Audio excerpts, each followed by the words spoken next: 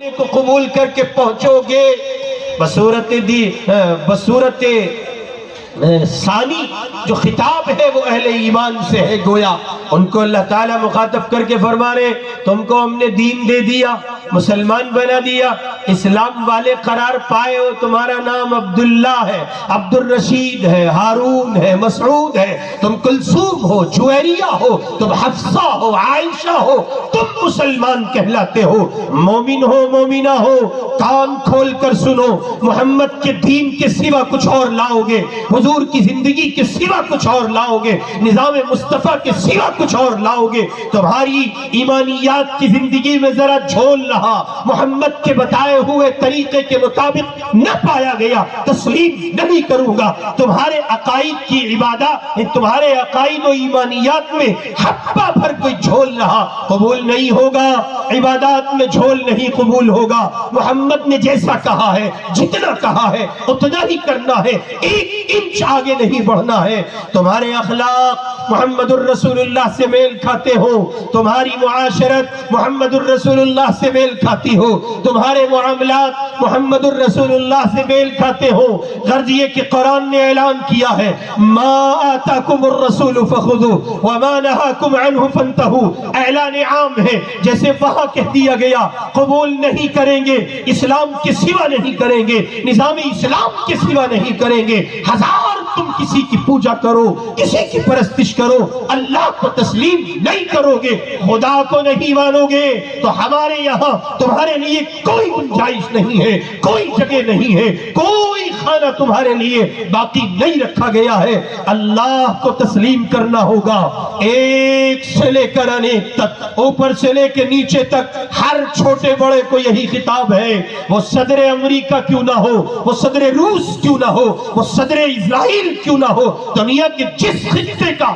جو بڑا اور چھوٹا آدمی ہے سب اللہ کے بندے ہیں، سب اللہ کا کھاتے ہیں، سب اللہ کے محتاج ہیں، اللہ کی خیرات پر پلتے ہیں سب. اس لیے اعلان ہے فَلَنْ يُقْبَلَ مِنْ، اگر خدا کے سوا کسی اور کی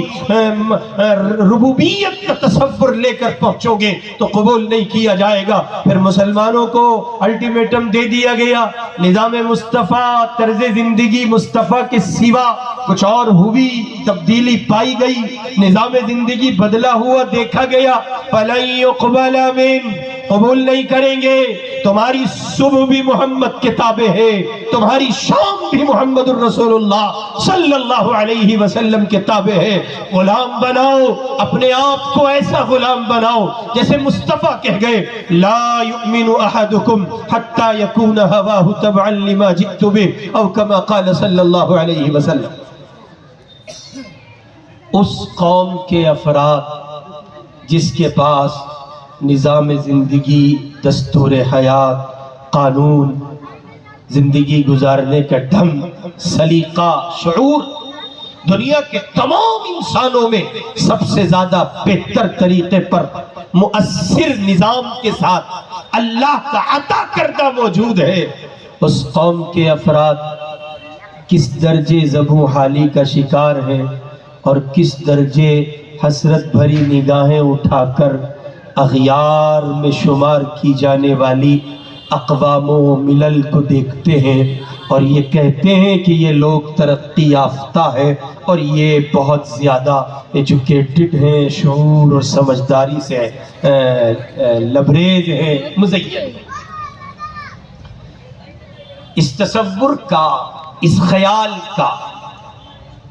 اور تو اس کے سوا کچھ نہیں کہا جا سکتا کہ وہ اس نظام زندگی سے یا وابستہ نہیں ہے یا جانتا نہیں ہے جو ساری دنیا کے لیے امن و سلامتی کا پیکر بنا کر امن و سلامتی کی ضمانت جس میں دے دی گئی ہے، اور وہ دین اسلام.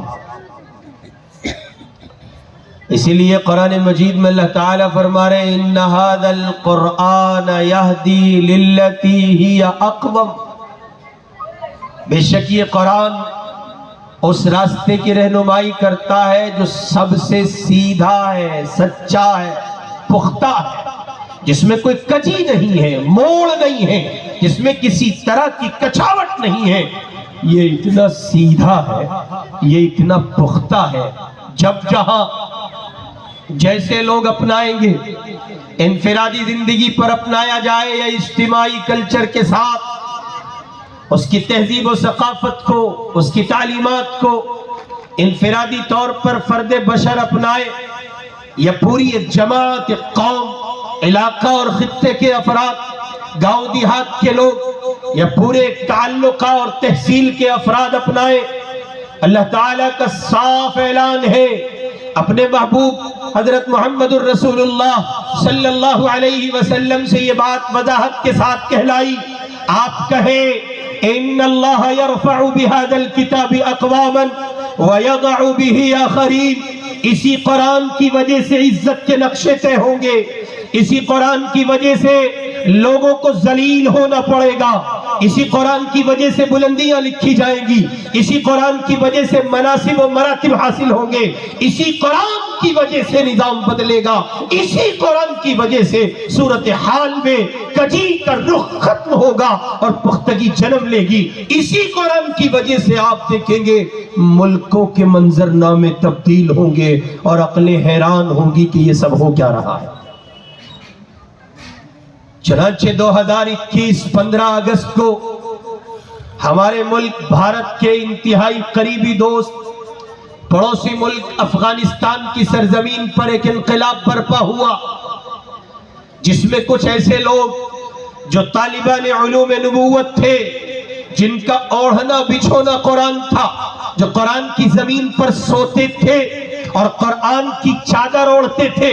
جن کے صبح میں، شام میں، خیال میں، وجدان میں، فکر میں، احساس میں، شعور میں صرف قرآن بستا تھا، قرآن کے سوا کچھ نہیں تھا، ان سے جب یہ کہا گیا 2000 سے پہلے جب گزشتہ حکومت طالبان کا سقوط ہوا اور ان سے یہ کہا گیا، اس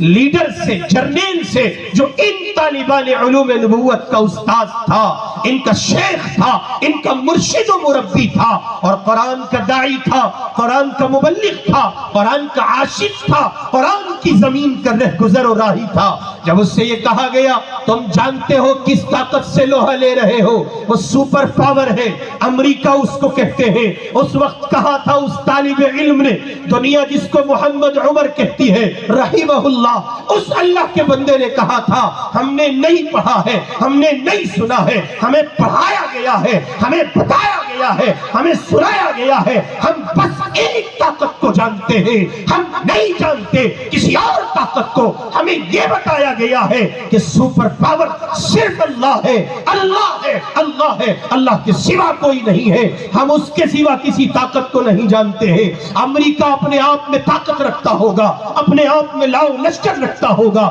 وہ دنیا پر حکومت کرتا ہوگا، وہ دنیا کو ڈراتا دھمکاتا ہوگا، لیکن سچ یہ ہے ہم جس طاقت کے پجاری ہیں اس طاقت کو خدا کہتے ہیں، وہ وحدانیت کی طاقت ہے، سمدانیت کی طاقت ہے، وہ ایک معبود کو پوجنے کی طاقت ہے، اور اس طاقت میں اتنا دم ہے، امریکہ آ ضرور رہا ہے لیکن اس کو اس زمین سے بھاگنے کا موقع نہیں ملے گا۔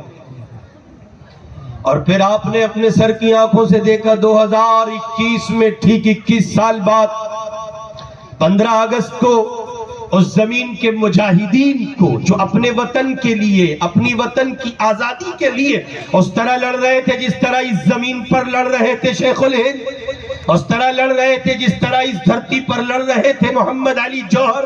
حسین احمد مدنی، اس دھرتی پر لڑ رہے تھے حفظ الرحمان سوہاروی، اس دھرتی پر لڑ رہے تھے فضل حق خیر آبادی اور دیگر مجاہدین آزادی ہیں، اور برادران وطن میں بھگت سنگھ اپنی دھرتی کے لیے لڑ رہے تھے، گاندھی اپنی دھرتی کے لیے لڑ رہے تھے، اور ایک سے بڑھ کر ایک فریڈم فائٹرز تھے جو اپنے ملک کی آزادی کے لیے کھڑے تھے۔ ٹھیک اس طرح افغانستان کی سرزمین پر وہاں کے باشندے طالبان علوم نبوت، اللہ کے وہ دیوانے بندے اپنی دھرتی کی آزادی کے لیے لڑ رہے تھے۔ امریکہ ان کو ڈرا رہا تھا، امریکہ ان کو دھمکا رہا تھا، لیکن قرآن ان کے سامنے تھا، وہ جانتے تھے حالات آئیں گے، مسائل کا سامنا ہوگا، بھوک سے گزرنا پڑے گا، پیاس کے عالم سے رہ کر گزرنا پڑے گا۔ ان کے سامنے قرآن تھا، ام حسبتم ان تدخلوا الجنہ ولما یأتکم مثل الذین خلو من قبلکم مستهم البأساء والضراء یہ منظرنامہ وہ قرآن میں پڑھ چکے تھے، قرآن کے راہی تھے، اسی رہ گزر کے متوالے تھے، وہ جانتے تھے ہم سے پہلے یہ رہا ہے مستہم البأساء والضراء وزلزلوا حتى يقول الرسول، یہاں تک کہ حالات انہوں نے پڑھے تھے۔ پھر رسول نے جب ان سے کہا تھا الا ان نصر اللہ قریب، جیسے رسول کے کہنے پر ان دیوانوں کو اطمینان ہوا تھا، ویسے قرآن کی زمین کے ان مسافروں کو یہ اطمینان تھا ضرور آئے گی وہ صبح جس کو صبح نو کہا جائے گا، اور امریکہ کے جرنیل اور کرنیل یہاں سے روانگی کے آداب پڑھیں گے اور ایسے جائیں گے جیسے باولا کتا کسی کو کاٹ لیا کرتا ہے اور اس کو شعور ختم ہونے کی وجہ سے یہ سمجھ نہیں آتا ہے کہ ہو کیا رہا ہے۔ وہی ہوا گزشتہ جو صدر مملکت امریکہ تھے جوئی بائیڈن جن کو کہا جاتا ہے، ان کی وداعی تقریب میں ایک جرنیل نے، ایک فوجی نے ان سے مخاطب ہو کر یہ بات کہی، تم نے ہمیں مرنے کے لیے افغانستان میں چھوڑ دیا اور تم یہاں مٹر گشتی کرتے ہو، تم مستیاں مارتے ہو، تمہیں معلوم نہیں ہے کن لوگوں کے حوالے تم نے کیا ہے۔ یہ کچھ اور نہیں ہے، یہ قرآن کی رہ گزر کا مسافر ہونے کی وجہ سے خوف ہے۔ باطل ٹک نہیں سکتا، باطل جم نہیں سکتا، باطل کو قوت حاصل نہیں ہو سکتی جب آپ کی زندگی قرآن کے مسافر کی حیثیت سے دنیا کے اس سفر سے گزر رہی ہے۔ اس کا نتیجہ دیکھیں آپ،